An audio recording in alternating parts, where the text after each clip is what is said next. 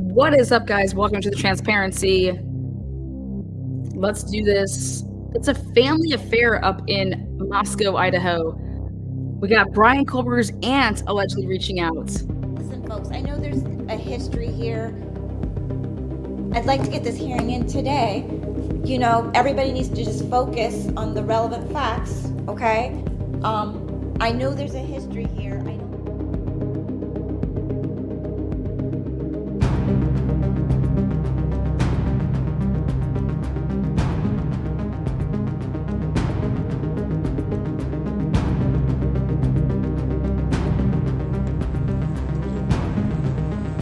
Are you talking up by Sunset Mart?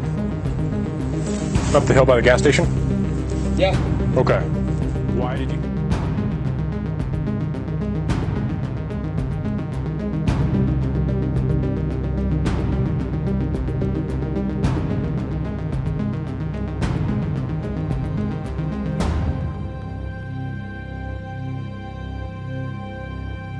All right. Who's responsible here? What's that? Who's responsible here? Whose house is this? Yeah, have been drinking or anything, right? No. Okay, drive careful, okay? Will do, thank you.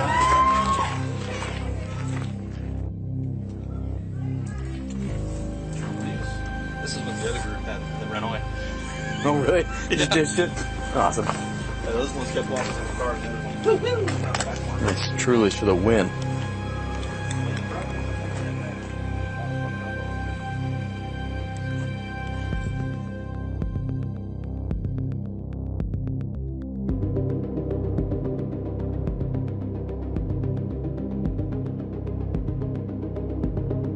That I was given to. So there was 2 different discs.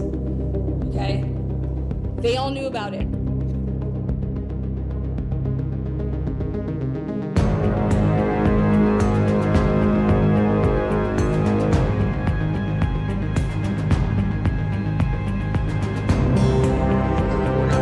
We're not here to talk about the alcohol stuff, okay? Okay, yeah. But this is the second noise complaint we've had here tonight within 2 hours. How are you?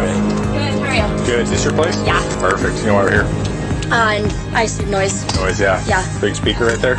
Yeah. Nothing against having a party. Once neighbors start calling in, then we have an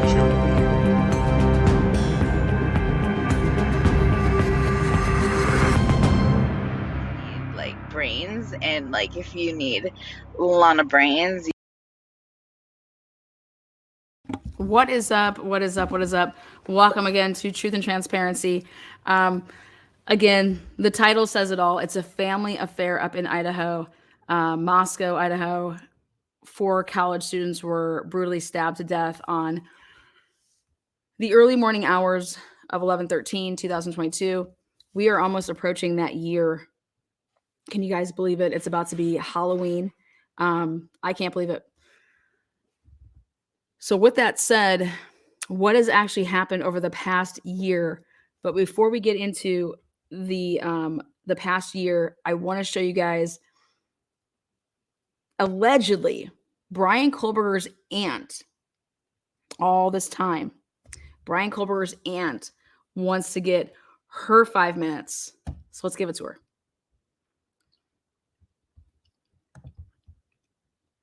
Is breaking her silence on the horrifying case out of Idaho and revealing more details about what may have led up to the tragic killings. The aunt, who remained anonymous, spoke to the U.S. Sun and said she struggles to watch the news as detectives reveal facts from the early morning hours of November 13th, 2022. Prosecutors say Kohlberger fatally stabbed 4 University of Idaho students, Xana Kernodle, Ethan Chapin, Madison Mogan, and Kaylee Gonzalez, inside their off-campus apartment in Moscow, Idaho. The medical examiner said based on their wounds, they were attacked in their sleep. Kohlberger wasn't arrested. Actually, the medical examiner did not say that. The coroner said that for long crime. For weeks, but investigators eventually tracked him down over the holidays to his parents' home in Pennsylvania, thousands of miles away from the crime scene. The case and the major arrest made national headlines, and Kohlberger was extradited back to Idaho. Few details about the case have been released due to a... Look at that picture of Judge. I just have to say, holy hell, he's got to be pissed. Look at that picture that they used.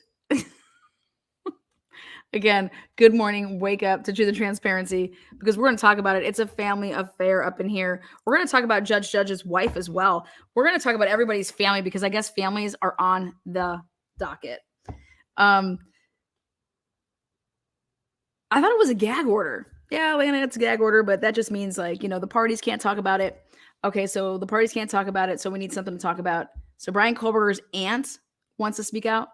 Now, JLR back in the day has said that he actually has been speaking to this aunt for quite some time, and that she and he is saying that one of Brian Kohlberger's, I don't know, uncles killed another uncle.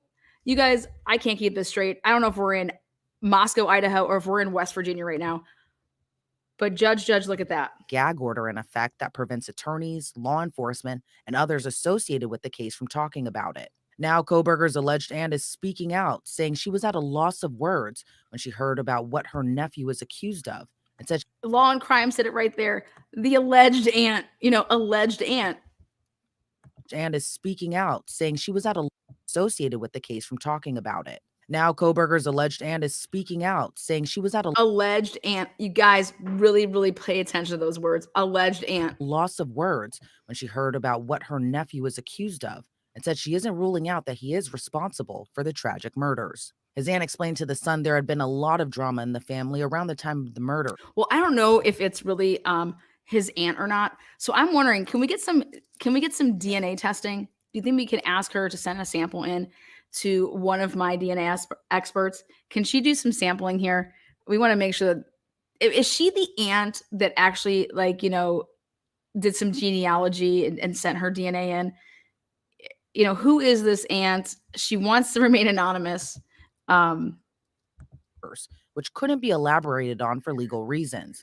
She says even before Koberger's arrest, she had not spoken to his parents, but said their worlds were turned upside down. When Koberger was younger, his aunt says he and his family would fly out to Vegas, where she had been living. She said when he was younger, the eventual murder suspect was shy and humble, but also described him as a troubled teenager. She claims he suffered from depressive episodes, and while she was told he was on medication, she wasn't sure what he was prescribed by doctors. So they're talking about prescription medication, doesn't know what he was prescribed, saying that their world was turned upside down, saying that Brian would fly out with the family to Las Vegas, saying that something happened she hasn't talked to them for so long, but that she knew something happened in the family. I can't make sense of this timeline, and I'm all about timelines. Alleged aunt also revealed she suspected Koberger was taking drugs as a teen after falling into the wrong crowd. So she lives in Las Vegas. He lives in Pennsylvania, but she was suspecting that he was taking drugs because she saw him all the time. She claimed it was no big secret he was allegedly into the drug scene, but says she was... How is it no big secret? Did he tell you? Can you just say, hey, Brian Kohlberger told me he was just fucking blowing lines. He was hanging out with the hoes. What is anybody's... Think about that. You did some drugs when you were growing up, some recreational, some try it out stuff, and then that makes you a killer? I mean... Where is people the logic? I mean, every one of your guys' friends then would be, yep, I could totally see them killing 4 people because they dabbled in cocaine and heroin. Concerned he was taking the drugs to deal with mental health issues. Koberger's alleged Pop it doing shrooms. Shrooms is in quotes there. And also disclosed to The Sun she had hoped he would clean up his act as he began to have an interest in criminology, a similar pathway for other family members who also studied forensics. And he did. Koberger eventually became a PhD candidate at Washington State. So then if he did all these things and he cleaned up his act, Auntie, like you asked him to, and he does it, then you think when he's being accused of something like this, that you think, okay, now I'll come out and say what I really thought about him, or that he was capable of this. This actually makes absolutely no sense. 11 months later to hear this, but JLR said, hey, I've been talking to the aunt for a while, and I think that people are killing people in that family. They've killed each other before. They've killed before. Excuse me? Yeah. it's alleged that one of Brian Kohlberger's uncles killed another uncle, would make it his dad's brothers, that they were twins. Excuse me? Now that's a whole lot of mess that I believe has absolutely nothing to fucking do with this case, but State we need University, something to talk a about. less than half an hour drive from the crime scene in Moscow, Idaho. Kohlberger's aunt says she hadn't seen her nephew in more than 5 years before his arrest. Kohlberger's parents I haven't seen him in 5 years, you guys, but I'm going to tell you all about my nephew. Excuse me? I can't even believe that Law and Crime is giving this the time of day. But hey, whatever. This is embarrassing to me. This is absolutely 100% hearsay on top of hearsay, because she says it herself that she has not talked or seen or what. When's the last time that she actually talked to Brian Kohlberger? And this is all alleged. So there's my take on this. I gave it its 5 minutes. There you go. You got it. I think it's absolute fucking craziness. I think that out of respect for your family as an aunt, not out of your nephew, but as your family, I don't think that you'd be speaking out. And if you do, we should all wonder why. Because you haven't seen or talked to this man in, like you just said, allegedly 5 years.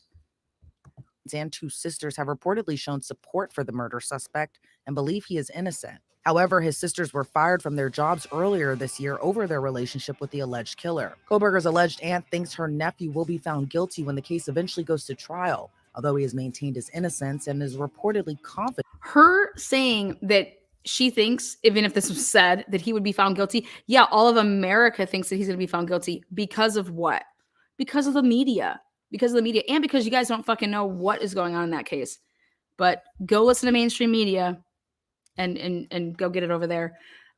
Because Ann Taylor 100 is going to shred these investigators.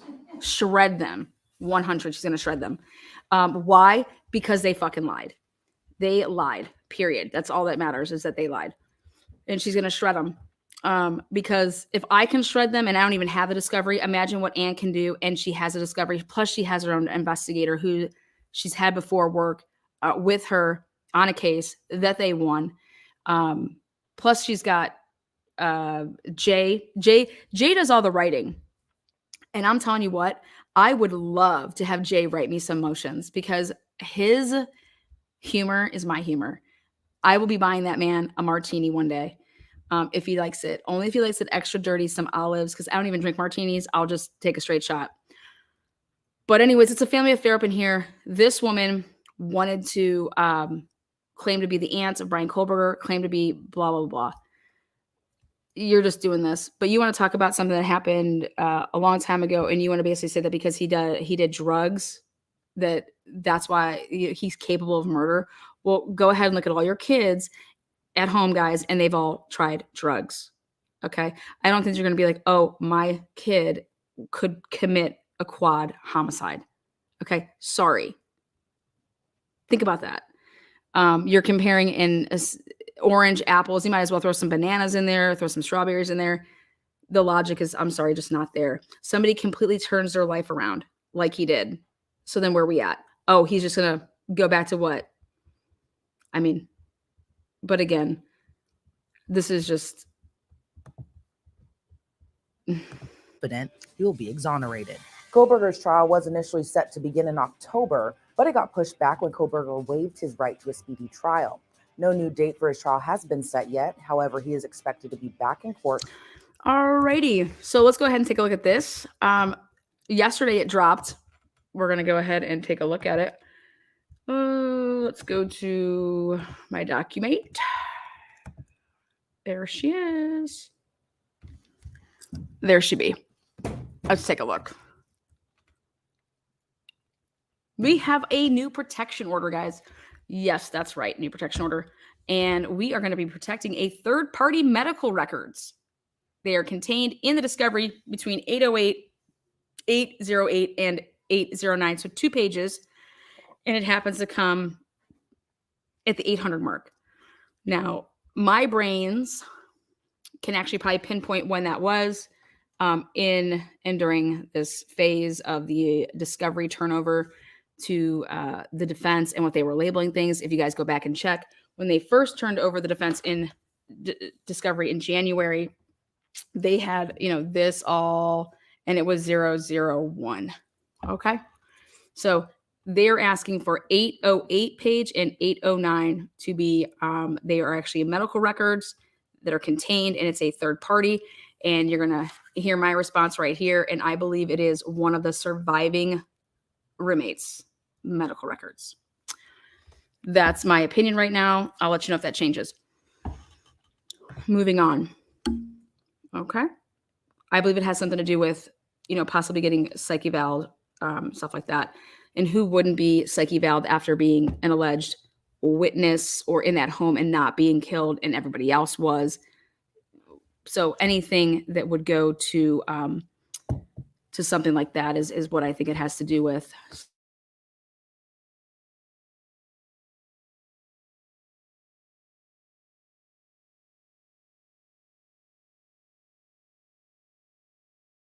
As Sergeant says here, women do not change their opinions. Women do not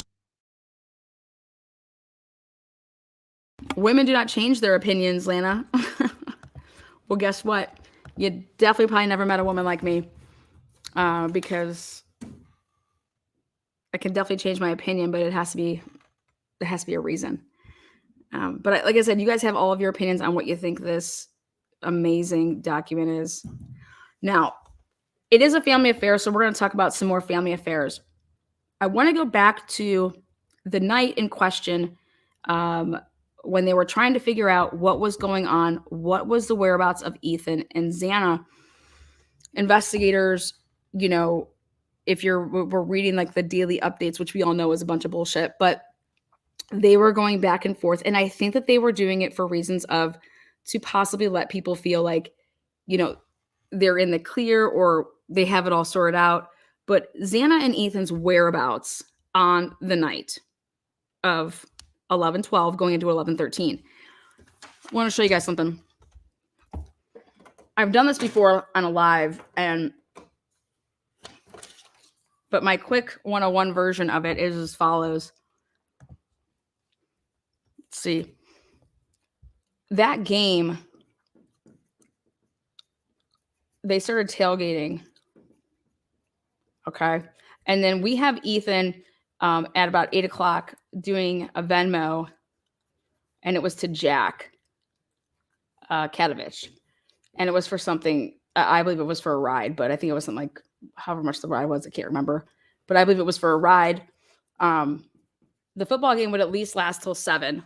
Okay. So this is on 11/12. They're tailgating. They have the football game. Then the football game is going to go till 7. Then there's Venmo transactions, around 8.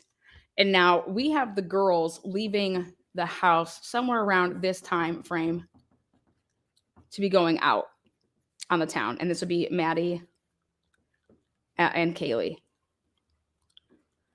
And now the question is then where's Bethany? Where's Dylan?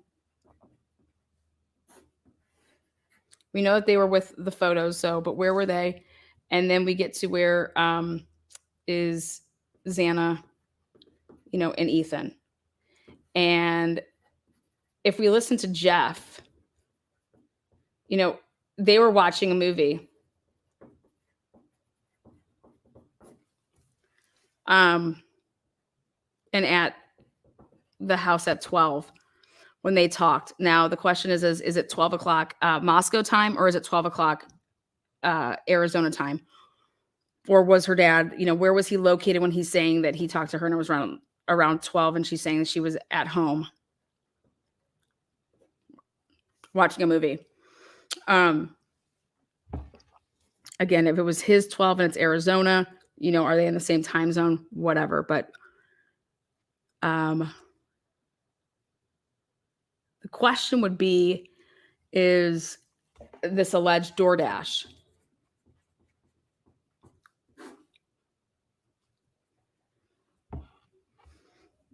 Would love to know what they were doing. um, home watching movies, and then you're going to place a DoorDash at possibly between 2 and 3 a.m., possibly even 3:15, 3:30, because if it arrived at 4 a.m. allegedly. Would love to know the contents in their stomach. And I would like to know, I've always said this, what was the order? Was it for one person? Was it for two people? Was it for three? Was it for four? Did the roommates get in on it? This DoorDash. What was that order? Was it something that they had ordered before? So if you were to see my past DoorDashes, you're going to be able to tell if I ordered for myself or if I had to order for other people as well, based on the food. Especially if I've ordered from there before, I get my normal stuff. So that's always been a question for me. Now, Bethany and Dylan, again, family affair. So we have Jeff's phone records can totally clear all this up, right? We're going to have Xana's phone records, right? Great. Now, we're going to get, though, because remember, we didn't use that, the detectives. They just went with their phone records, their whereabouts. And now we have them allegedly texting during the crime.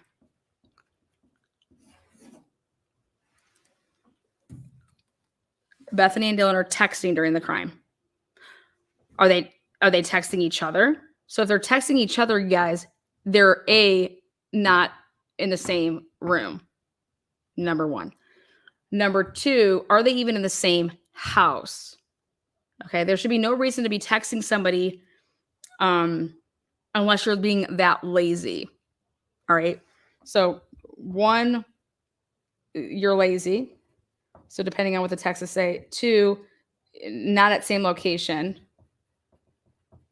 And three, if you're warning somebody, like what were these texts? What was being said?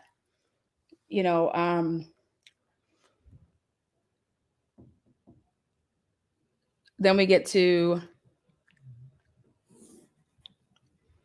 Maddie and Kaylee. It's always bothered me that Maddie's mom drove alone to Moscow. Why?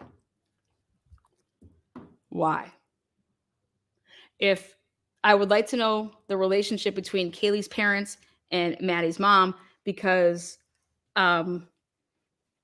immediately I would have been calling my daughter's best friend's parents to say, hey, did you hear about so-and-so?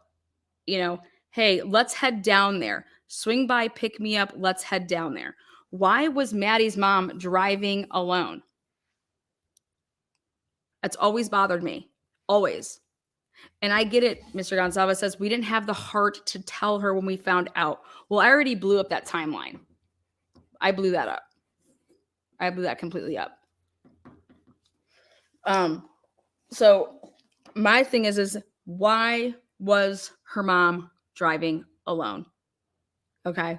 And if you start to think about it, you have to say, okay, where was her mom driving from? Maybe where she has lived now isn't by where they were. But you would think that immediately, if you're getting these type of, phone calls or people are asking this or you can't get through, depending on your relationship with, Maddie's mom or dad or somebody to do it in Maddie's life, if you're trying to get a hold of Matt, like, okay, well, let's call her boyfriend. Okay. There's going to be more than just like, well, we called Maddie and she didn't answer.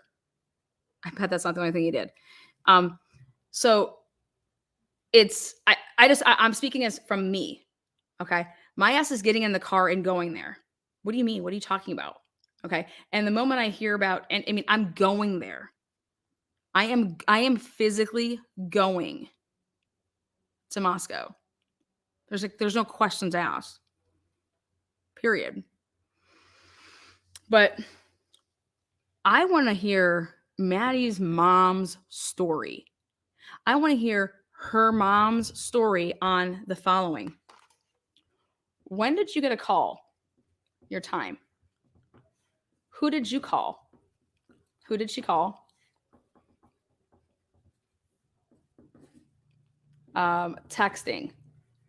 Did it go straight to voicemail when you're texting Maddie? Okay. Did she try texting Kaylee? Okay. Did she try calling Kaylee's parents? Then she got the boyfriend, Jake. Somebody called Maddie's mom and said that there was that she needed to get down to Moscow. Okay. Who was that phone call? Jake is out with friends in Boise.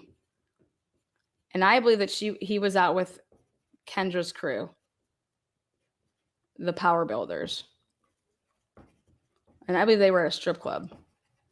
They were at some type of hussy bar. But when we want to talk about this family affair up in here that I want to talk about, I want to talk about, let me back this up.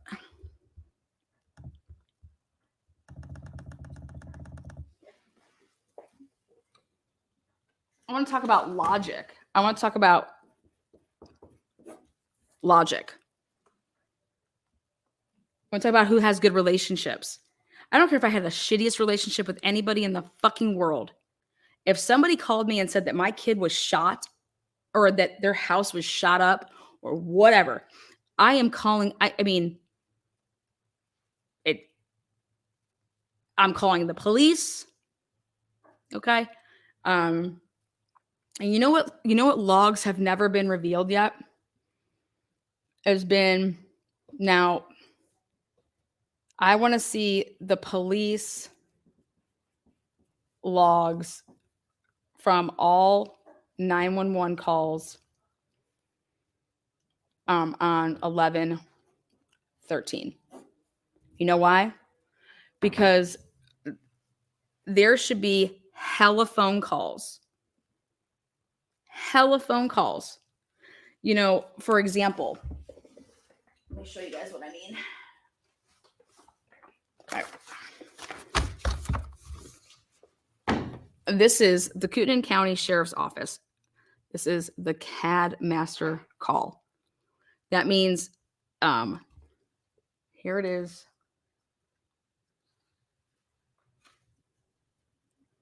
So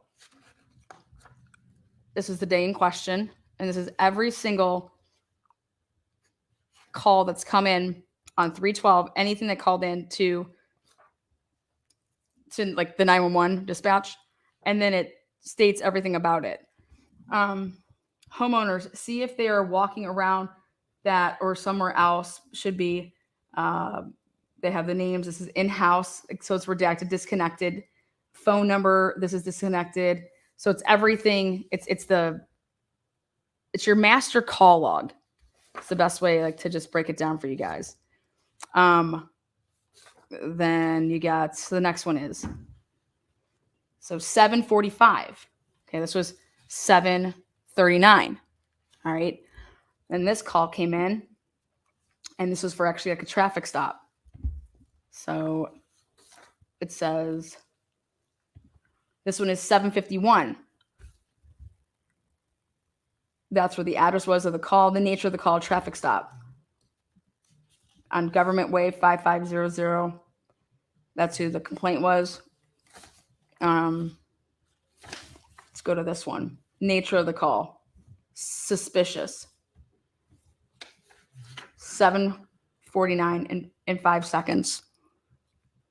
Okay, so it's suspicious, and I think it details everything out.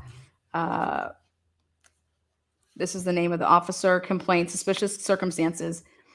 Reporting party lives in the area and was concerned when driving by and noticed 2 vehicles with scraggly guy nearby, not in the area now. So this master log here that we did to see if Jennifer Drake called 911 between the time frame that she said she did. Okay. So you would go through all of this, and these would be available in the same manner on the date of 11/13. So all those phone calls that anybody would have made, a parent, a friend, anybody that's calling dispatch to report anything, that shit is on here. Okay. So this is totally different than when you guys see the Moscow, Idaho, those reports that go out that we saw, like, that we were posting about. This is completely different. But these right here, I would love to see who and when and what time people called and what they were saying. All of that stuff is recorded. All of that stuff is recorded. And so you're going to be able to tell what time somebody called, what they were saying somebody said to them. Hey, can you give me any updates? So if the Gonsalveses, for example, are calling to get updates and they're not getting any updates on their family, like, hey, I just got a phone call. My niece said this. And what's going on? Was there a shootout? Was there a shooting on campus? And then go back and listen to Chrissy say, they said, we don't, we don't have any records of that. That call is going to be there. That call is going to be there of Christy making that phone call. Same thing as, like, you have Maddie's mom driving all the way down. Who did she talk to? Did she talk to law enforcement at all? Did she call into the police? Do you guys know your daughter's addresses to say, hey, this is the address? Did anything happen there that night? All of this stuff, though, guys, this is all in reports. All of it. So you want to talk about going back to the beginning? You want to talk about putting out a timeline? You want to talk about, did people know prior to 911 being called? Well,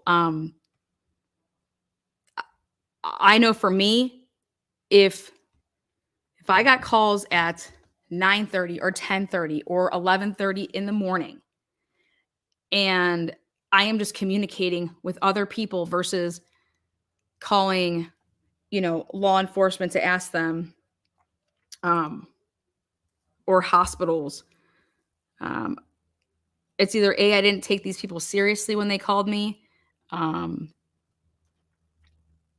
or if I'm trying to get in touch with my kid and they're not answering, it's going straight to voicemail, but I'm trying to call and I keep calling all these people. Then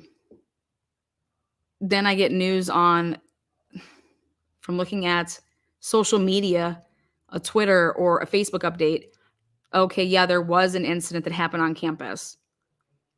So people's cell phones are going to show their movements, people's calls, but this to me, this log, Anne has it.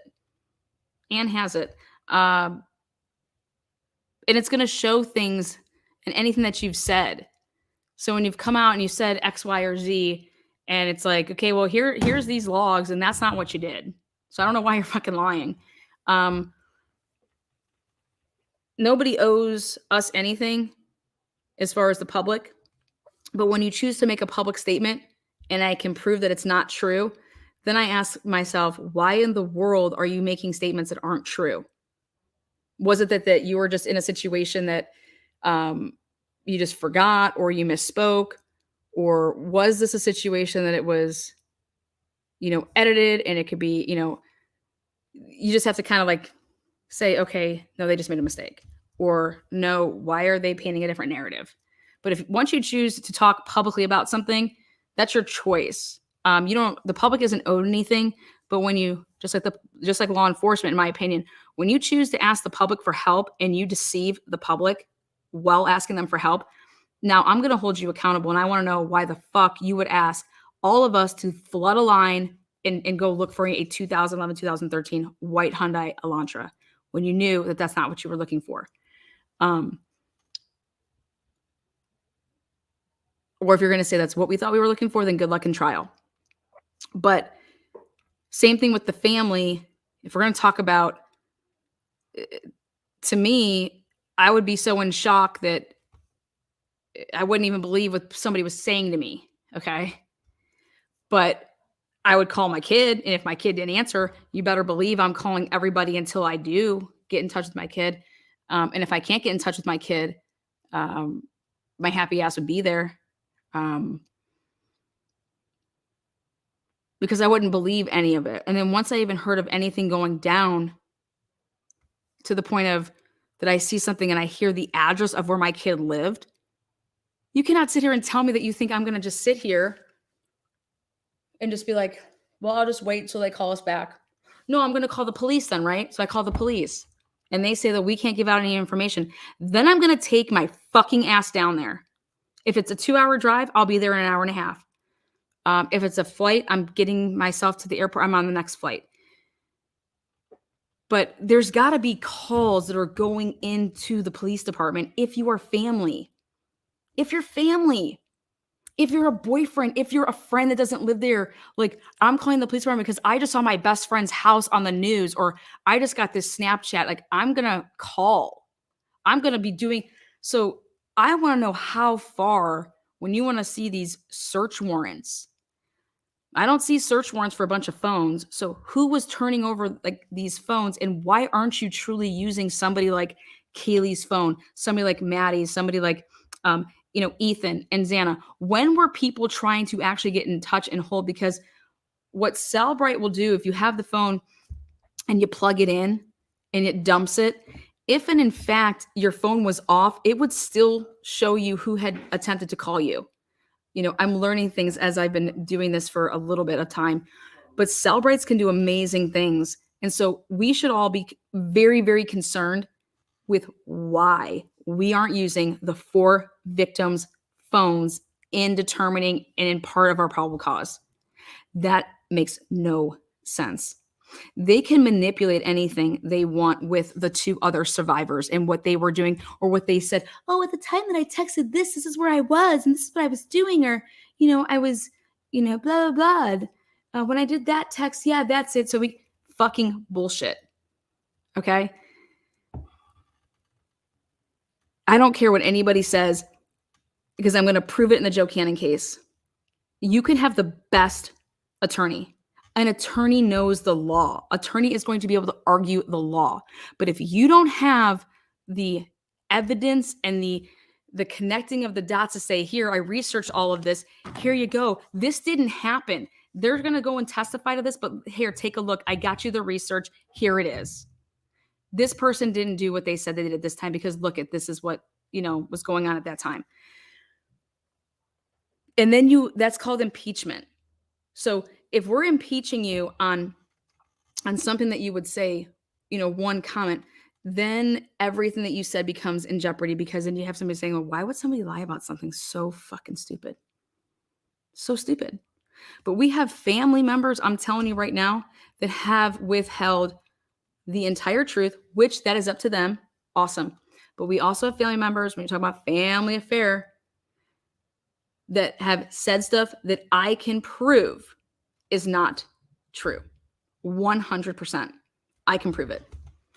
And I think the question should be asked is because it matters. Why did Kaylee move out? Why was Kaylee questioning if she should go to Moscow? When was she planning on moving her belongings out? Did she plan on selling those? And guys, it's all going to be in Kaylee's phone. You're texting with people, right? But guess what we do when we text people? We text people different things because I want somebody to think this just because I'm not dealing with them, so they can think that. But Kaylee would have told us if she had a stalker. Well, not if Kaylee didn't know she had a stalker, right? But something that I believe that Kaylee would have said is, I think I would have asked if I was a parent, son, why are you here? You have a house in campus. Why are you here? Why are you moving in? What's going on? What happened? Was there a fallout? Was there this? Was there that? Like, why is my son not in his college house with his best friends, living up his senior? Why aren't you at the sorority stuff? Your legacy. All of these questions matter if my kid was murdered. Same thing with Maddie. So I want to ask Karen, Karen, why did you drive by yourself? Nobody went with you? Who called you? When did they call you? When's the last time you talked to Maddie? What'd she say? Did she ever tell you why Kaylee moved out? And then the person that is going to have to answer some really tough questions is going to be Jack D. Jack D, why'd you guys break up? How many times have you guys broken up? Jack D, did you know that she was moving? Jack D, you guys share a dog together. When did you get the dog? Why'd you get the dog? When's the last time you guys had sex? Because if there's other unknown male DNA in its semen, we should know about it, right?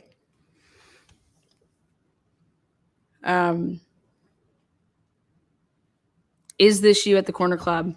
Why didn't you give your girlfriend or your ex or your, still your friend, why didn't you give them a ride home? Well, they were going to the grub truck. Oh, they were. They just walked. Like, how did they get there? Were you out anywhere before that? When's the last time you talked to Kaylee before she got in town that weekend? How often were you guys talking?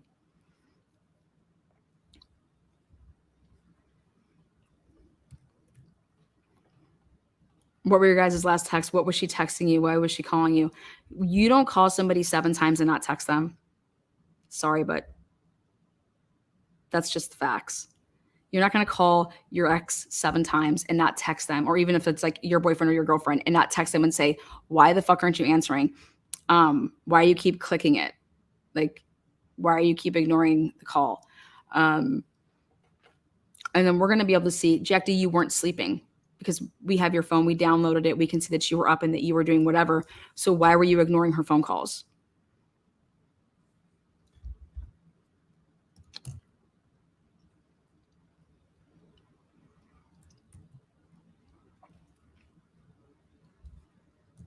So you guys get a dog knowing that, like, were you planning on moving to Austin with Kaylee? Who was going to get the dog?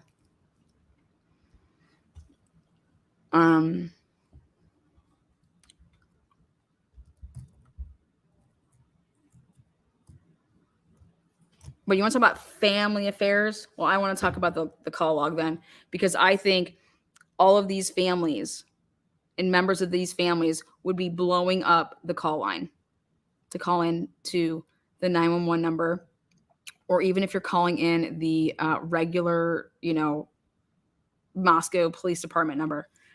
Those are recorded phone calls. So all the calls that those detectives had with anybody, all recorded. Okay.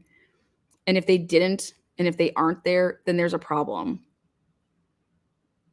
And it takes hours upon hours upon hours upon days upon fucking months to go through that type of stuff to see actually what is in fact there.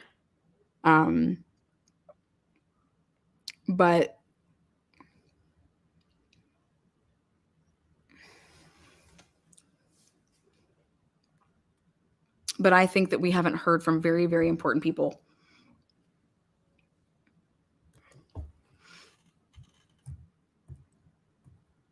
And I think his interview, Jack D's interview, with Payne on, 11/13. Remember, the family said that Jack D rushed over and he was there ready to just rip off his clothes and show him that he didn't do this. Jack D was being interviewed. And then Christy said that she misspoke about, that, yeah, he didn't come right there. And then, Kaylee's sister lives in California. So Kaylee's sister, when did she come in town?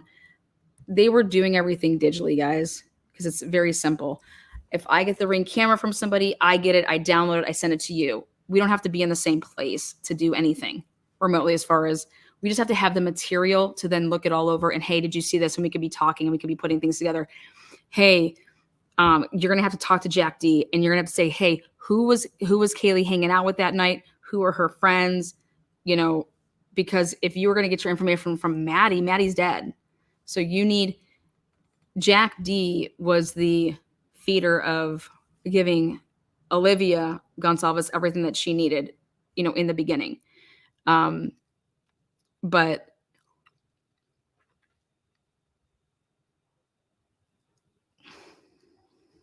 how soon did Hoodie Guy, how soon did Adam, how soon did anybody from the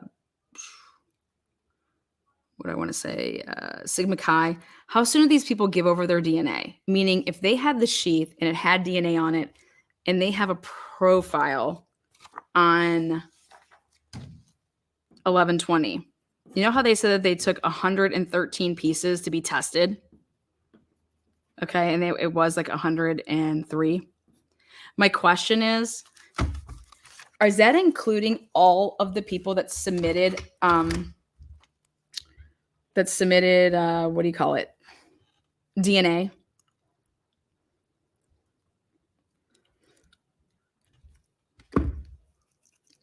So if like you took DNA from Jack, if you took DNA from Jack Showalter, is that considered part of this 113 pieces?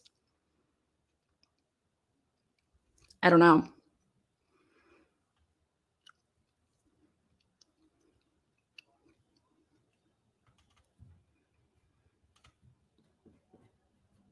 This is according to papers.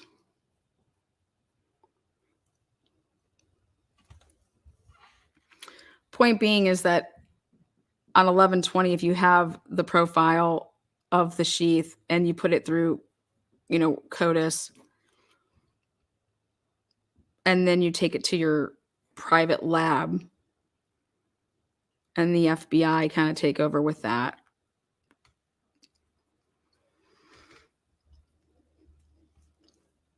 When can you start ruling out the sheath, okay, as being the contributors of, Jack Showalter, Jack D, friends, Hunter Johnson, even the roommates? Are you chewing gum? Sure am.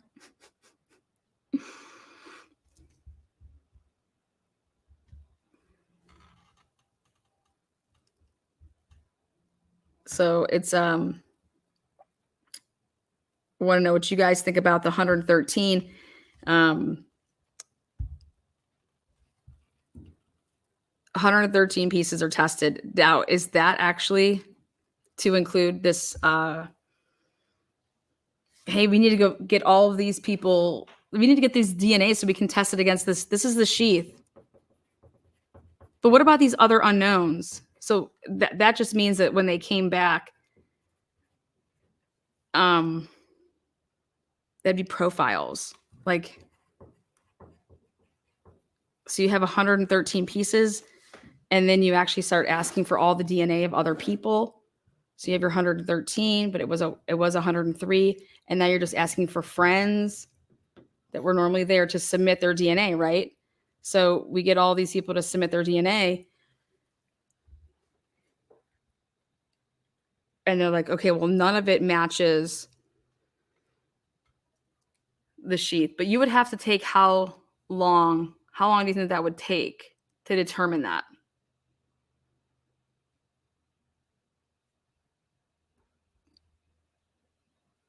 How long,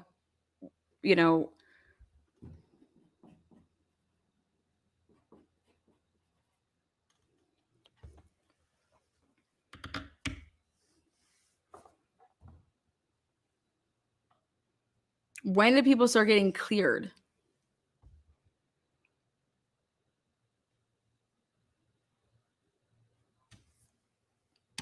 I believe at the 1120 presser, right? 1116, the first presser. 1120, the second presser. What started happening? We believe that the hoodie guy is not involved. We believe that the roommates had nothing to do with this. We believe what? We believe, right? We determined. Okay.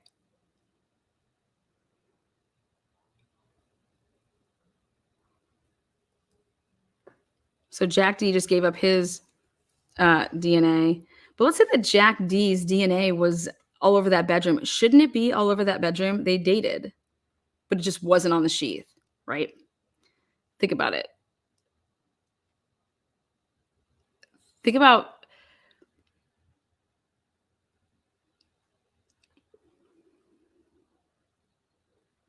if all these people's DNAs should be there, right? Then how would that technically how does that mean that they didn't do it? Just because it wasn't on the sheath, but their DNA was there. Well, it was there because I dated her. Okay, well, that's like saying a husband's DNA. Yeah, my DNA is all over my wife, right?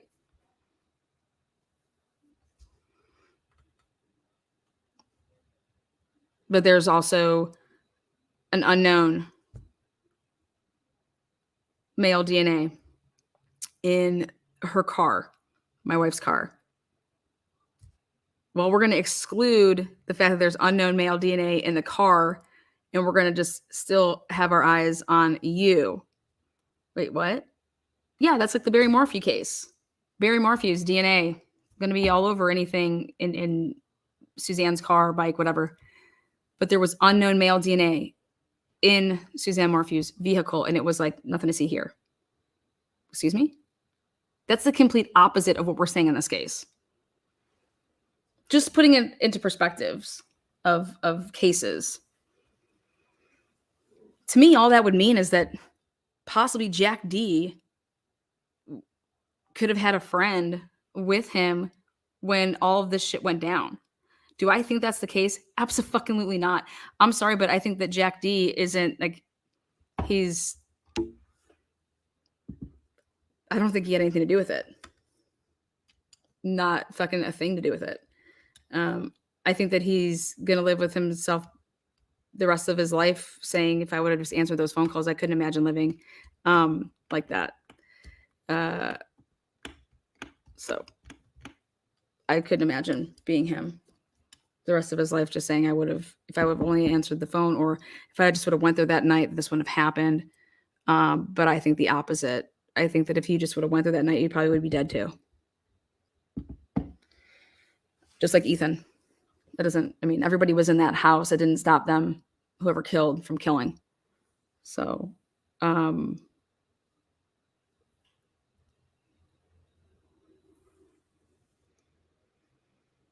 we have all these people's DNAs inside the house.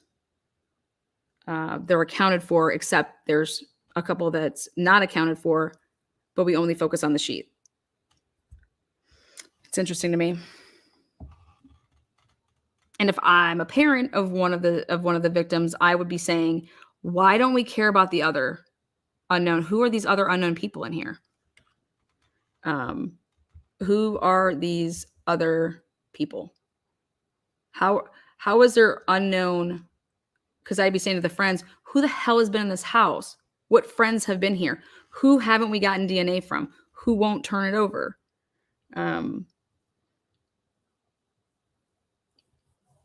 So I know I wouldn't be turning over my DNA though. I respectfully disagree with you, Lana Dow. What, that Jack D's involved?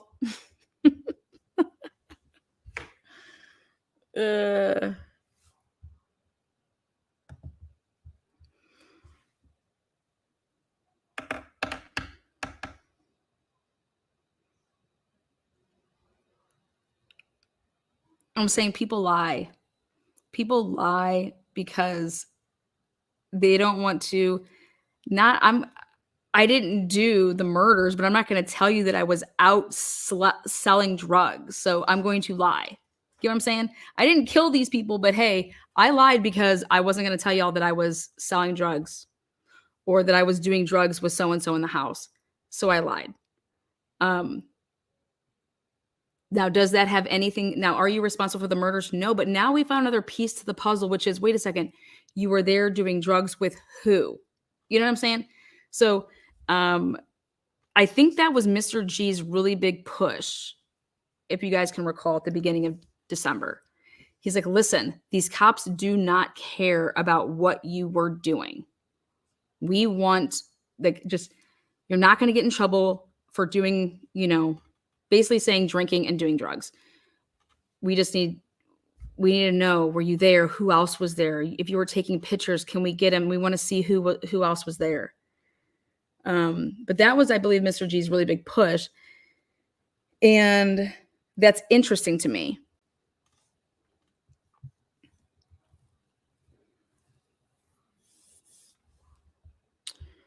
Let me see what Miss Potts says when she says she respectfully disagrees. Did she put it up here? No, not Jack D. I disagree. They were all killed in the house at the same time. Who said that? I didn't say that. Who said they were all killed at the house at the same time? That's Moscow's. That's what they said. 8 minutes. 8 minutes Brian went in there. Driving around in circles. Then goes in there at the 408, 407, 409 mark. Never been in the house before. No proof that he's ever been in the house before. Goes in, manages to go to the 2 bedrooms that have 2 people in them and kills those 2 people.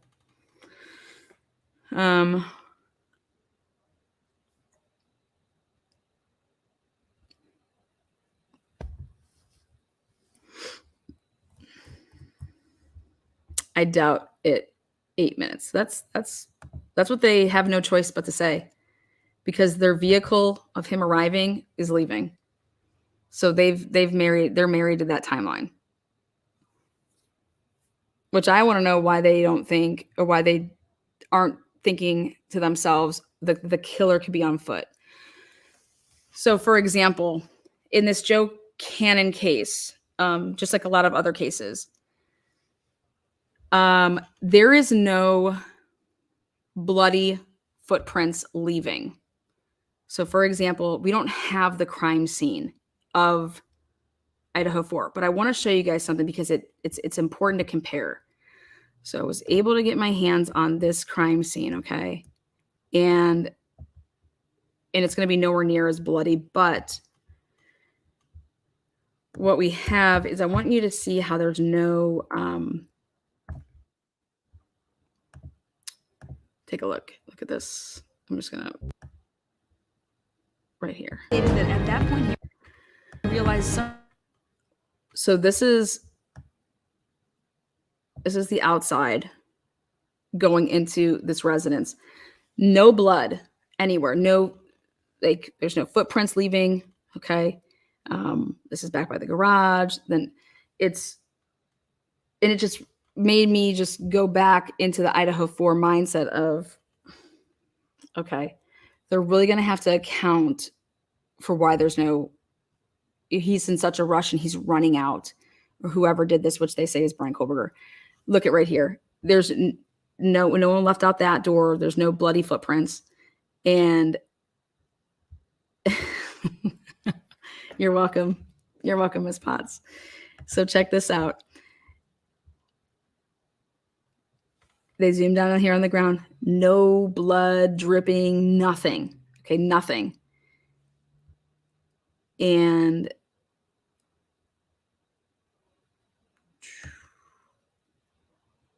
right. There's a window broken. Ready? Okay, right here. See? No bloody footprints, nothing.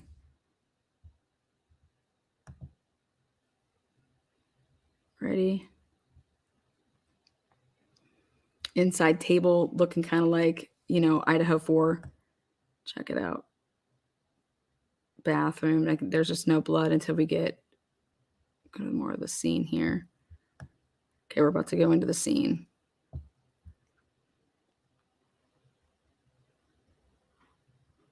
All right, here we go.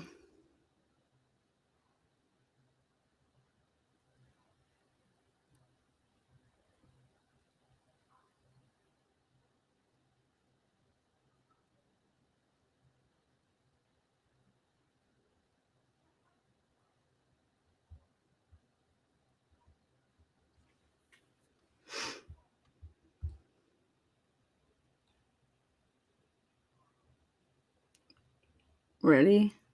And down.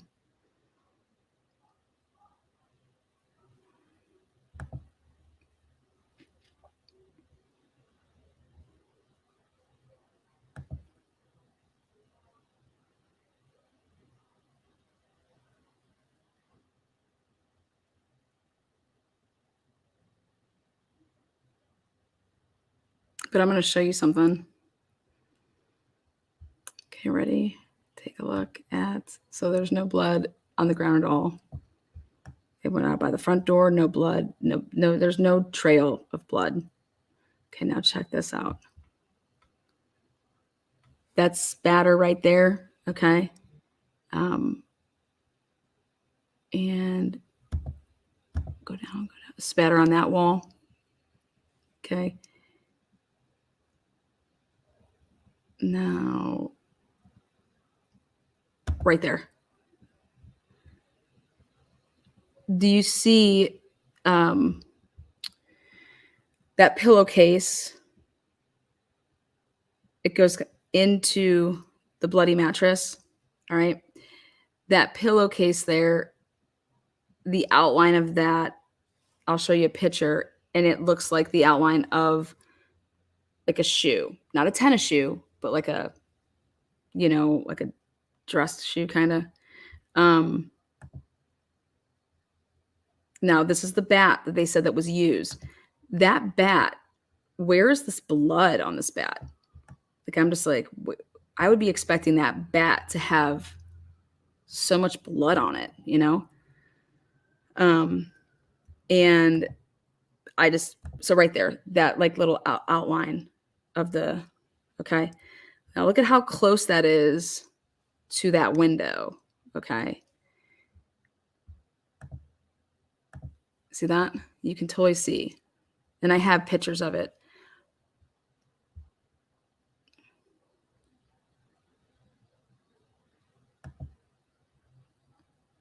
That bat, it's always bothered me.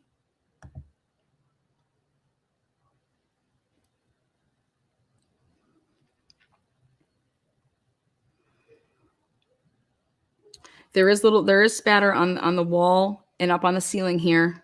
Okay. There is. And now this is a guy who's 89 years old. And he was basically beaten to death with what they want to say is this bat. And that's the only thing that was used. And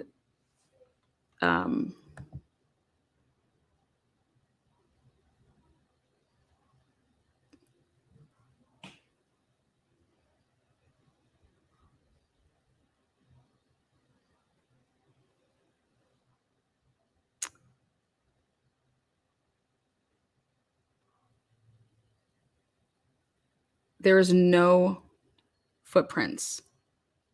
None. No footprints. No footprints leaving out any exit point. None.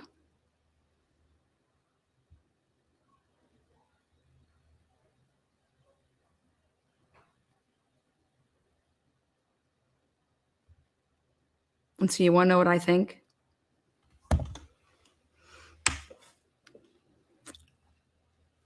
I think that the killer had their shoes off when they committed this crime.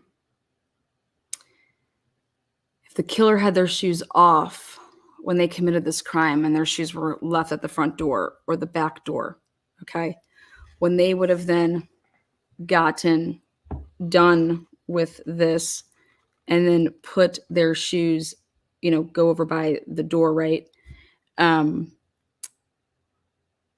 Therefore, then their shoes wouldn't have had blood. But I'm like, but their feet would, like the bottom of their feet would have blood, right? At some point, you got to step in that blood, and then how are you not making any fucking footprint? How is that possible? And I said, it's not. Even if you were fucking barefoot, you would make, you'd have to make a footprint. It'd be like the outline of your foot,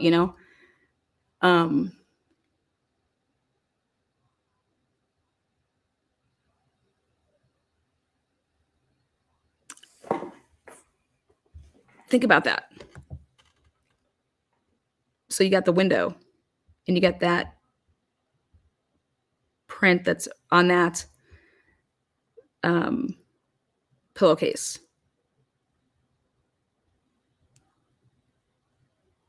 But this is the bat that they said that was used to completely bludgeon somebody.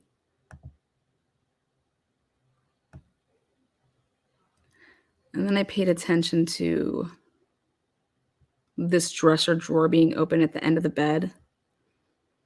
And there's not enough room to open it. Like you have to be standing in a specific spot to open that dresser the way that it was right where the TV was, because it's just too close. Like you just can't. Then I looked at the tissue box over there, and it's like not even remotely like been. So right. Okay, so we come into this bedroom. Nothing's taken out of these. Like these dressers are just like opened to make it seem like somebody ransacked it, but nothing's taken out and thrown everywhere. But right here, you're going to be able to see that this dresser right here, that's pulled out right here. You can see, boom. And it's pulled out so much that it meets up to where the bed is. So how do you do that? Where are you pulling that out from? Where are you standing? You'd have to be standing on the other side of that bed to like pull it out, which would be, over there. And now do you think these dipshits took the camera and got down in that area? No, this is the walkthrough that they did. Like, I want to see what's on that other side. What's down? Is it up against the wall all the way? Is there room over there? You know how much room there? There is technically room because you have that little, right? It's going to go a little bit to the left there. See that spatter there?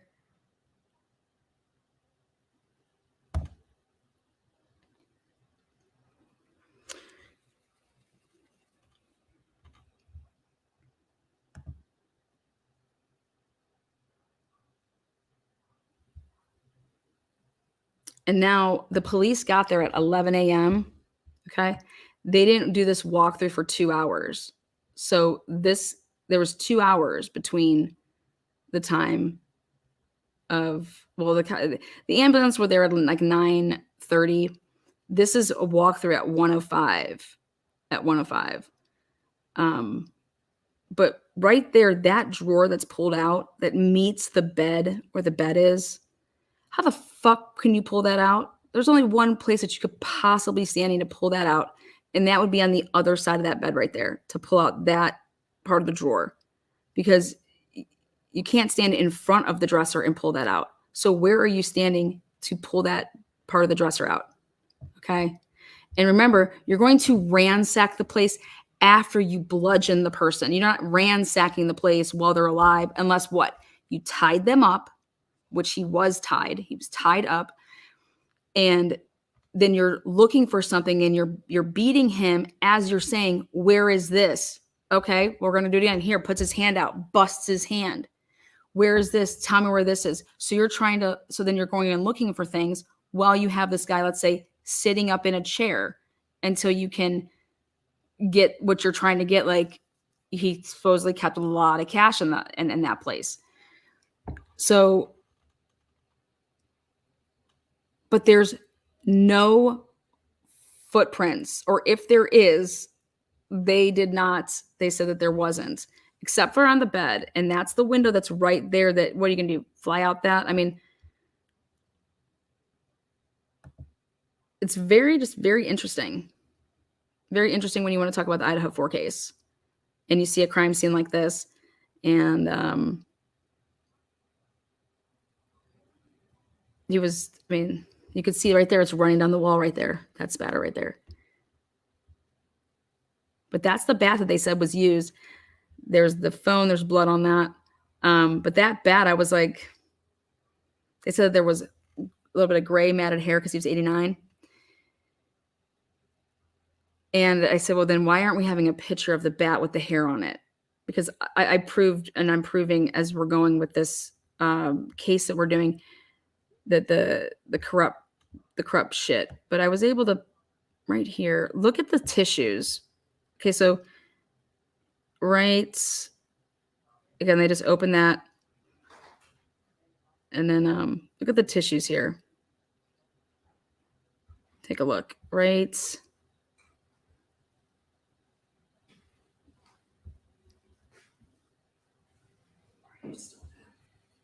Right, yeah, right here. Oh, it doesn't get it up there enough.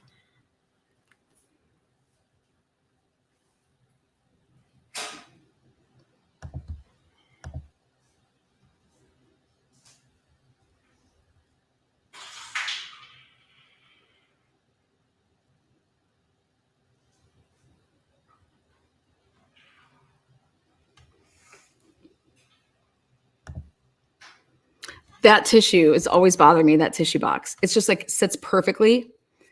Is no, like, not tilted to the right or to the left. It's just perfectly right in on that end table.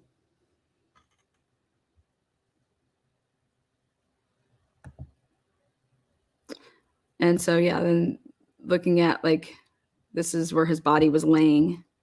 They moved the table to be able to get to him. So when they moved it over, but there's no prints. They went to the back.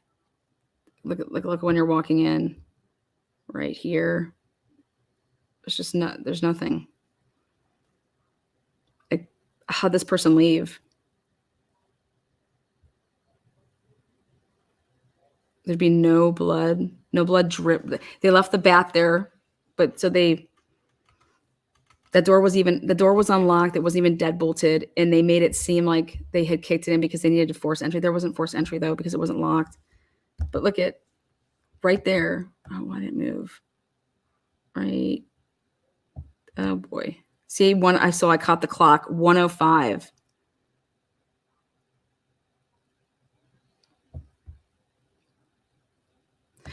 They didn't test anything on that table. They didn't test any of that for DNA to see who could have possibly been eating with him or anything. What a bunch of fucking him-hoes. Racist fucks. This is going to come down to race. But yeah, this door, no. But I want you guys to see right there.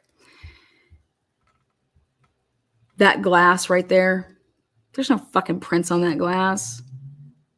But on around that floor, there's no prints of blood. There's nobody walking out that way. There is nothing. This is as staged as you can get. But what's crazy is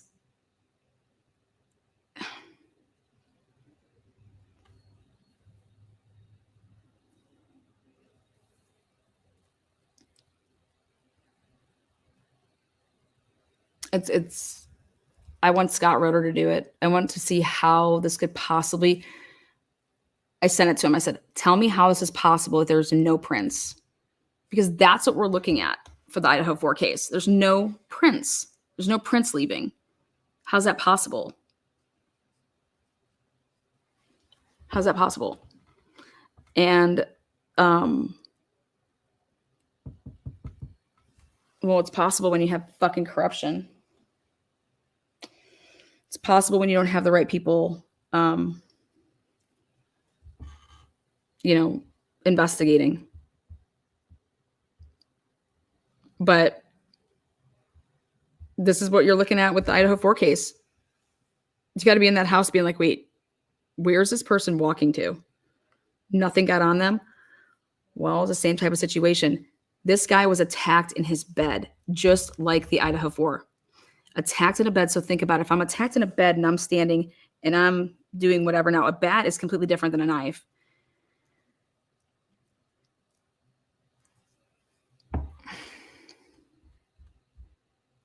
It's crazy.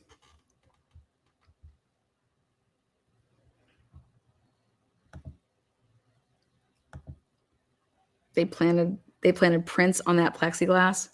See that plexiglass? This cop said that he could see prints when he went in there on that plexiglass. And I said, you a damn motherfucking lie, but I got to prove it. And I think I did. I think I found out how I can. But looking at what? There ain't no prints on there. There's no prints by the naked eye, and that's the naked eye.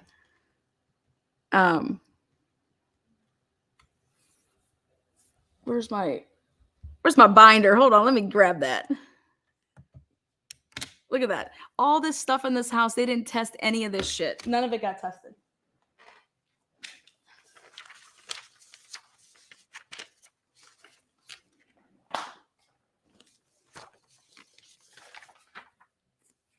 Let's see.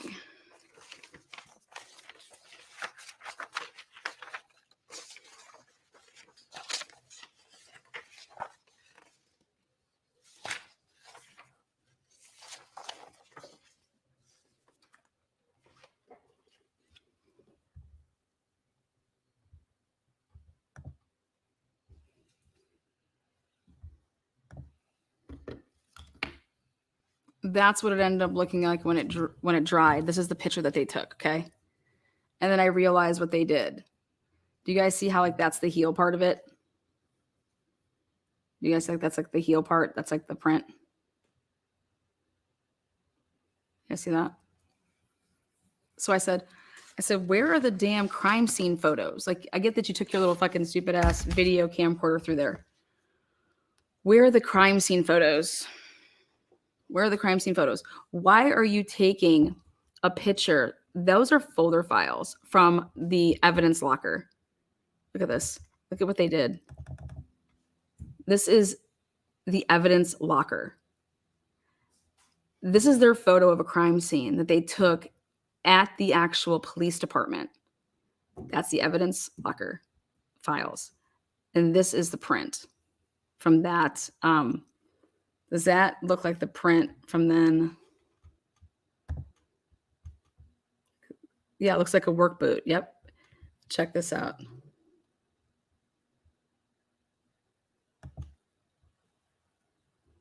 When you go to back over here and you go to that.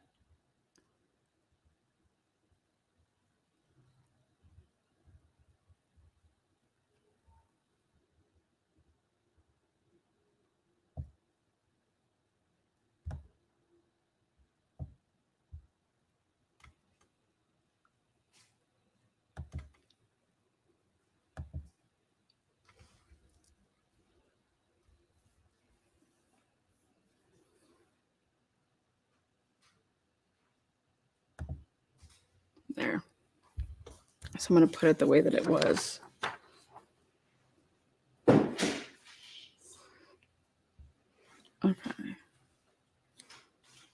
Do we have those in color?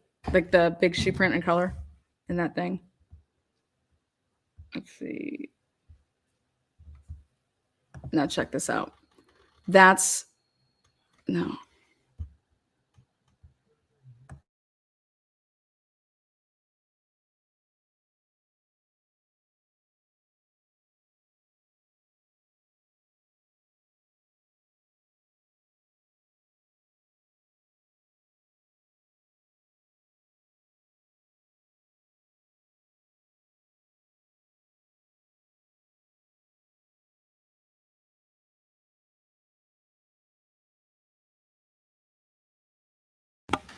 All right, so here, I'm just going to try to pull it the right way.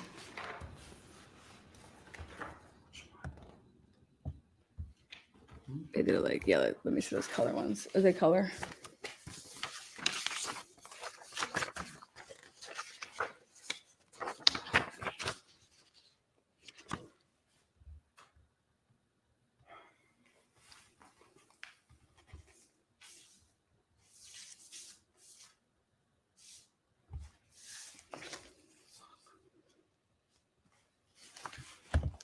Right there.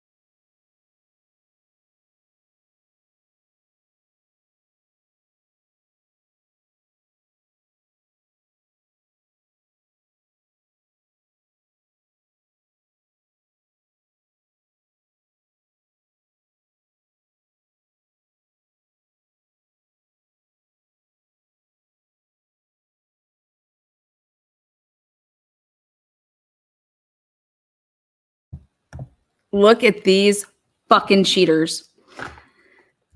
This was never taken a picture of at the crime scene.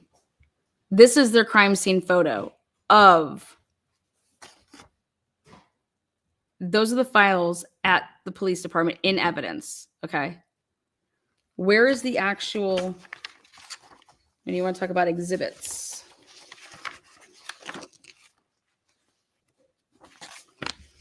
Okay, then, as you can see, these are labeled exhibits. They have their exhibit markers, okay? That's in their freaking office. I know it is. All right. So what I was able to discover is that this officer said he was collecting evidence at the scene from, he was there at 11 a.m., didn't leave until 6:40 p.m. Here is one of his police reports. 5/8, the day that he was, there collecting the evidence. And this fucking liar, 5/8 at approximately 3:15 p.m., I spoke to Tony at Dylan's restaurant. He went to Dylan's restaurant to speak with Tony. 5/18, that's the day that they discovered the body at 3:15.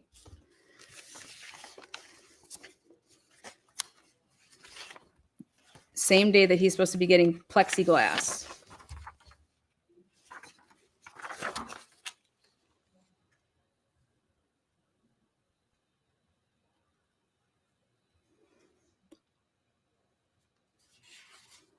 See that? See that? Totally not even just disrupted at all.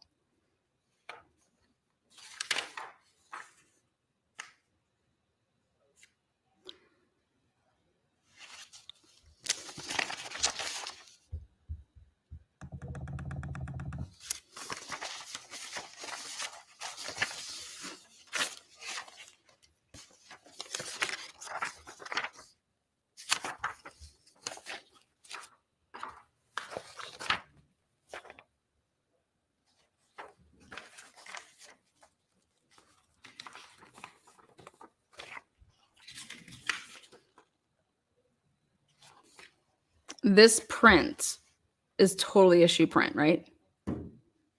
Right by that window. Never, not even acknowledged. And in fact,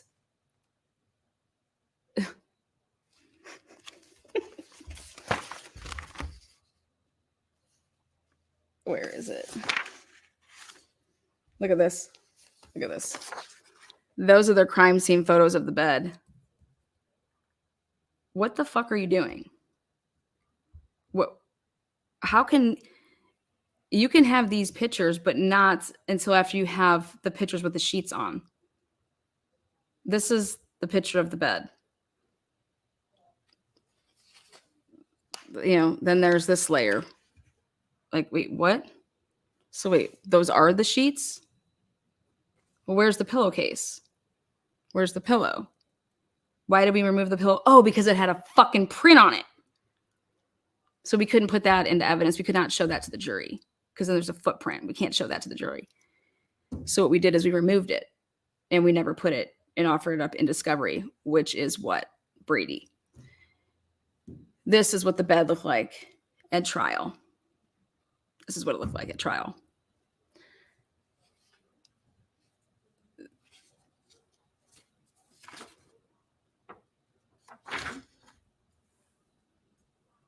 This was taken at the evidence locker room. Then they took this picture, which was the mattress, from this. This is your mattress. And then what the fuck is that? What's that? We have no idea.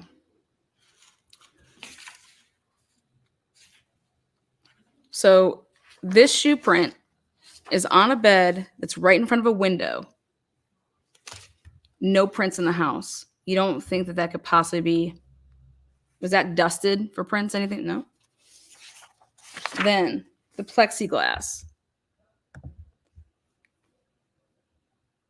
The plexiglass that they say, we're going to get to the bat. Check this out. This is what you want to talk about the Idaho4 case.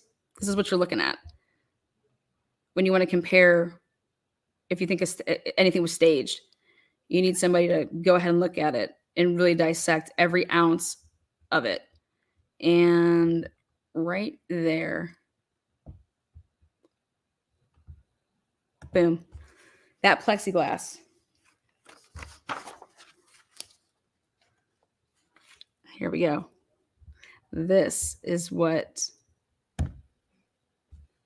they say was on it.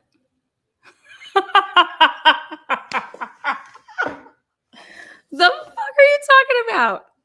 This. Wait, excuse me? Where are these taken at? Where are these taken at? Where are these taken at? Where is this taken at?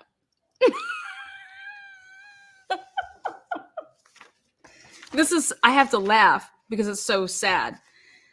Where is this taken at?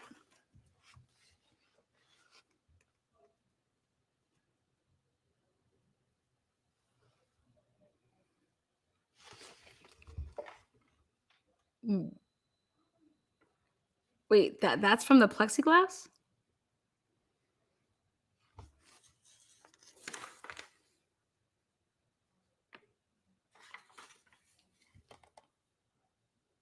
Wait, how many different pieces are there? Did you put it all together to make a shoe print? I mean, it's busted up into 6 pieces, right?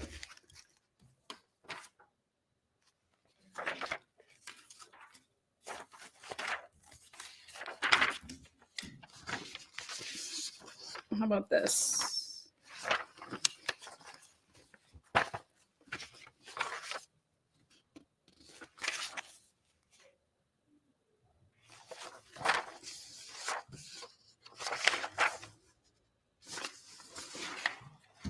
Where was this taken at? Wait, where were these pictures taken at?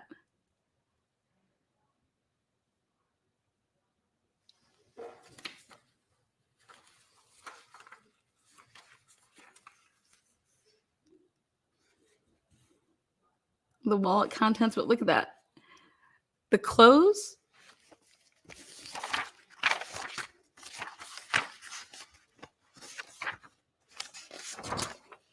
Let's get to the baseball bat. Where was the baseball bat taken at? What the fuck is this? That's the crime scene photo of the baseball bat? Wait, what? See, exhibit. Excuse me?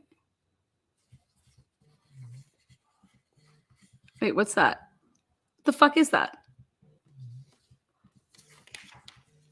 Oh, what the fuck is this?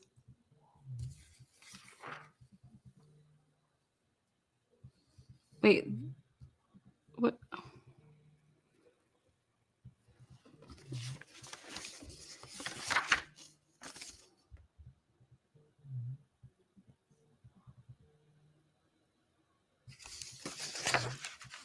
Wait, what the fuck is this?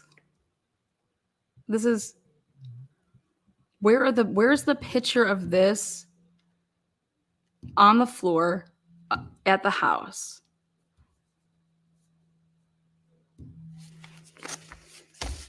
I didn't believe it, right? I was like, this can't be right, right?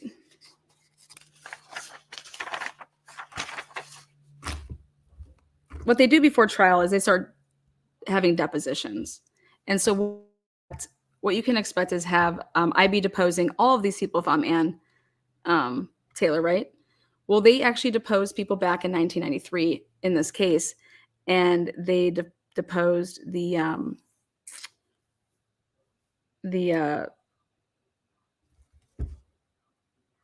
criminologist, and they deposed the detectives. And here you go, check this out.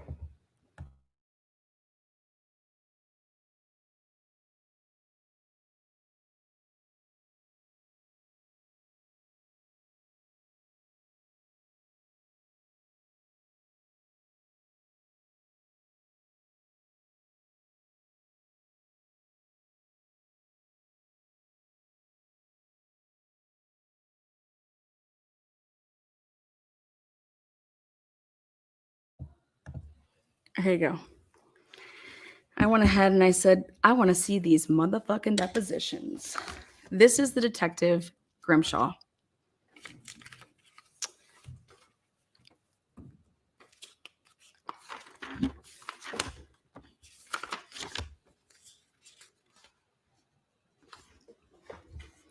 As soon as he walked onto the back porch area, he noticed the back door was open, that the curtain was pulled through the window. That means that it would be kicked from the opposite side. Number one. Number two.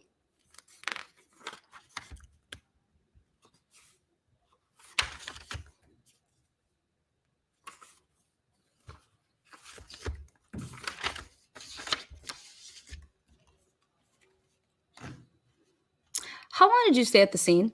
I was there approximately 9 hours. 11 a.m. to 6:40 p.m. is what I actually have him there, but whatever. Did you ever leave the scene during the 9 hours when you were processing it? I don't believe that I did, no. In any event, if you had, someone else would have been placed at the scene, I assume.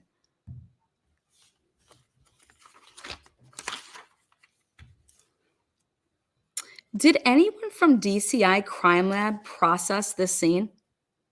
No, I did. I did the processing. Me, the detective. Were there any footprints or trace in this blood that you referred to in any place in the house? Not in the blood, no. Lies, you son of a bitch. That pillowcase that you fucking tried to hide this was in blood that you tried to hide, Detective Grimshaw. I'm coming for you. Right there. Lie. Next. Were there any footprints or tracks in any other type of area? Yes. Were they? Where were these? I located 2 partial prints in the kitchen on the floor on pieces of plexiglass that had been busted from the wooden door on the south side of the residence going into the porch area.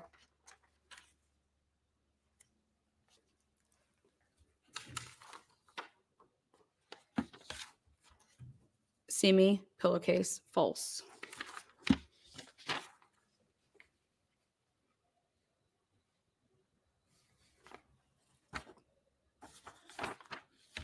Next.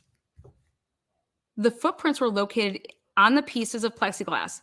There was one with a partial heel print and the other with a partial sole print of the ball area of the shoe. One was located under a kitchen chair just to the north of the kitchen door and over to the west a little bit of the kitchen door. The other piece was found near the kitchen table, I believe, and both of those footprints were right side up. In other words, the print was on top of the plexiglass and not underneath side. Okay, interesting. Okay, so how could you tell that? By looking at it with a flashlight.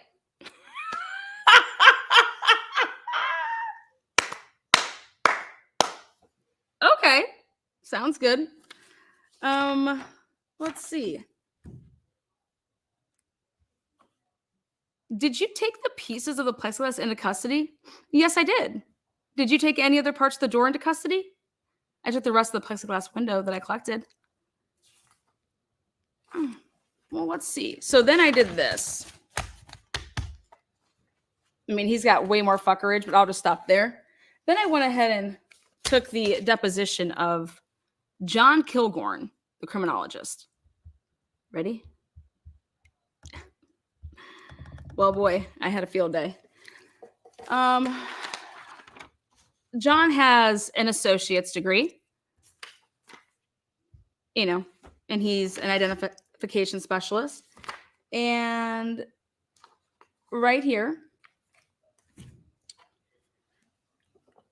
question.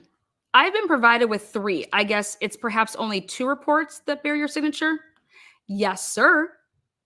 I completed one actually, in fact, I believe Monday. So,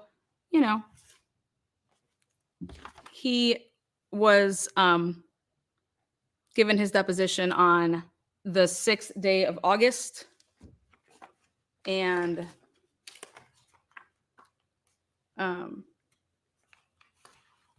Liar, liar, pants on fire. He was given his Friday the 16th. He was in possession of all the reports. He lied and said that he didn't even have them yet. In his deposition, told them when he gave them up, and it was the 16th of June. As you can see here, he had them for a whole month, just so you can see that. All right, so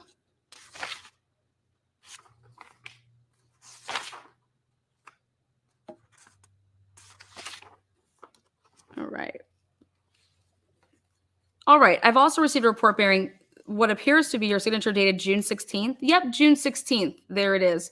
So that fucking asshole had it for a whole month. Lies and says that he doesn't have any reports. Okay.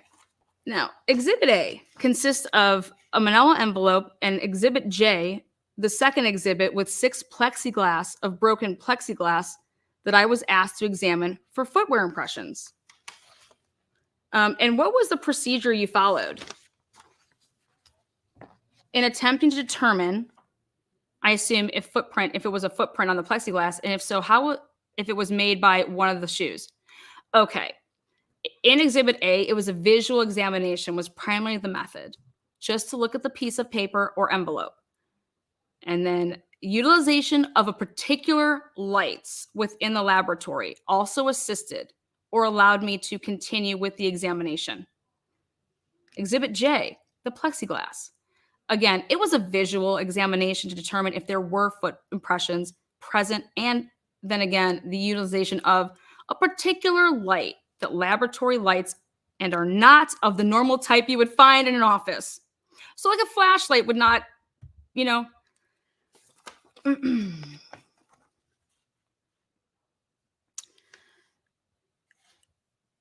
on the one, so the envelope stuff, that's not what I'm talking about with you guys here right now, but the plexiglass. So with the plexiglass here, there we go. Right here.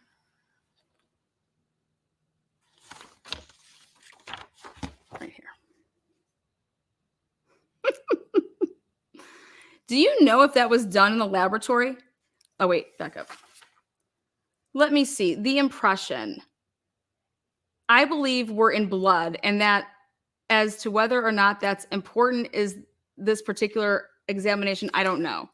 The question is do you know, and I gather from what you've said, you would not be involved in the examination of the blood itself? That's correct. Do you know if that was done in the laboratory? I really couldn't tell you that. I don't know if that was carried forth. When you say both of these, there were several footprints, would it be fair to assume that some of them were on top of each other? Yeah, some were in contact, yes. How?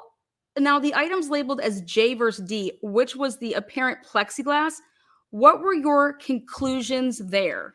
Ready? Well, there were 2 footwear impressions found on the plexiglass. A total of 2. One was found to be, my opinion, that it was in fact made by the right Spalding shoe. That was submitted in connection with this case. The other one I found to be consistent in, again, outsole tread design and element size with the right shoe. So both of them, the right shoe. With respect to the one that you found to be made the, submitted shoe, what was the basis of doing that? Footwear identifications are affected by, oopsies. So he just goes on to say, like, what he means. And then he says, uno más. 11. He talks about fingerprints, but then he talks about right here. He says,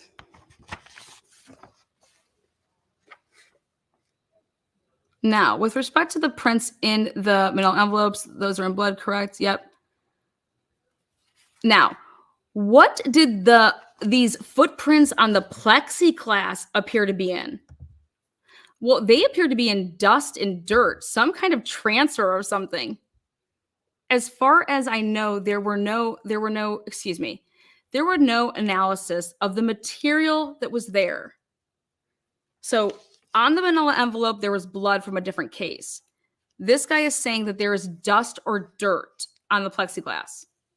Did you guys see dust or dirt on the plexiglass when we did the walkthrough? Was it more like the grime that you would build up just walking around, or was it like, did it appear like, what's up? I don't recall. I don't recall if it was mud or grime, but it seemed like it was dirt transfer. All right.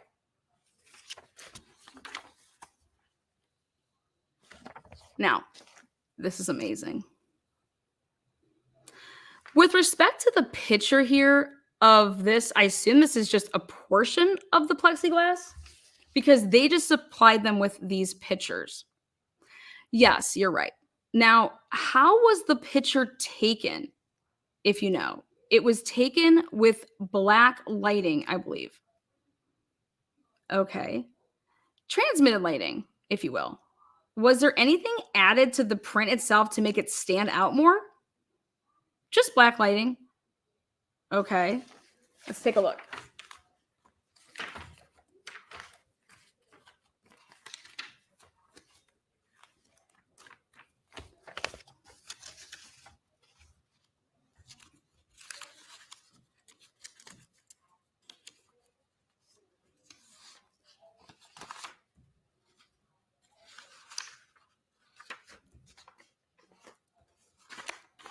Well,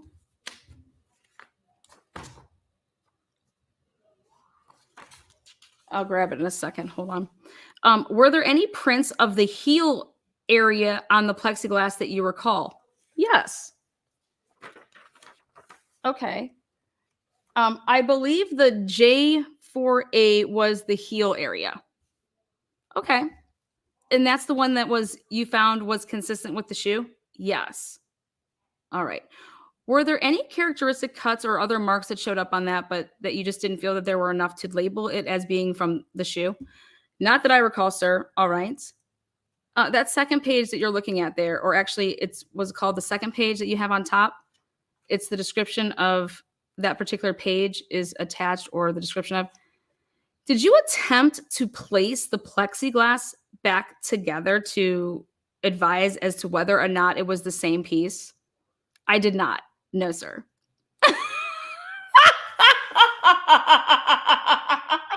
Wait a second. How in the world are you saying that this is in fact a matching print if you did not put back if you didn't put the plexiglass together? He says, I did not. No, sir. Excuse me? Okay. He says, I believe that was done though. By who? Who? Oh, the detective? Why would the detective be putting the plexiglass together? Aren't you the lab? Did you perform any other comparisons or tests in this case? Yes, sir, I did. Can you tell us what that was? Latent. One of the latent prints, the other latent program print examiner in the print section, the one that happened to be handling the latent print examination on the case while processing papers, stated to me that be from Mr. Culp's home, developed a footwear impression on a white business type envelope. Where the fuck is this? Where is this business type envelope? Never seen it in all of the days.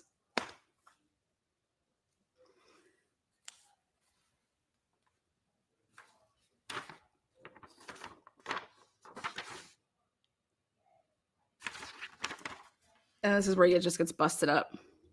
I wrote this one on the 23rd of June in connection with that with the white business envelope.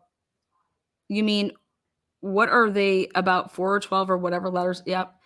Did you use the photograph of the impression, or what did you use? I used the actual envelope in that case. Photographs were made of the impression, but as I just told Mr. Jackson, I forgot to grab the photographs of it, but I did bring the exhibit itself.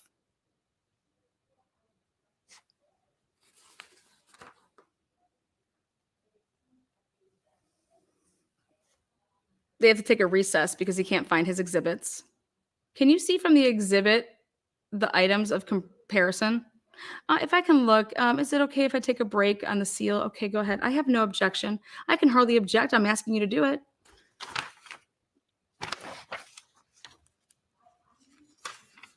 If you'll excuse me as for a moment while I pick it out. Sure. Assuming Mr. Zarnik didn't take it out of after. Let me ask you a question while you're putting that away. I note a purplish ting to all that. Does that have anything to do with the examination? Yes, sir. What is that? Substance, or what is it called? That material is hydron, which is a chemical reagent that reacts with the amino acids. It's utilized to conduct examinations of porous materials for the presence of fingerprints. All right. The impression right there, wrong one, excuse me. A minute while I try and reconstruct this. Those are just photographs. It looks like it's a faded. I don't know if we'll be able to do this. Do you put this under a, pardon me?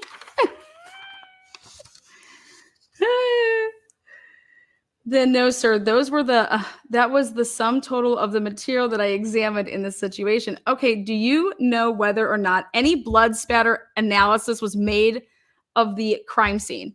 Yes, sir, I believe it was. Do you know who would have done that? I believe it was Mr. Zarnak. He was never interviewed. Excuse me?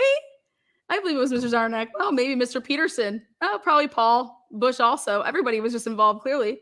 Paul Bush and Mike Peterson being other examiners in the laboratory. And I understand that you did not take part in any of that, right? To the best of my knowledge, no. You guys, these were planted. These were planted. These were planted. All right, I'll see you guys soon. Idaho4, it's crazy, but rewind this. And another case that's just as crazy to show you guys that there's no prints leaving, no prints coming. We got to start talking about windows, and we're going to talk about windows, and we will see you soon. Be in trouble.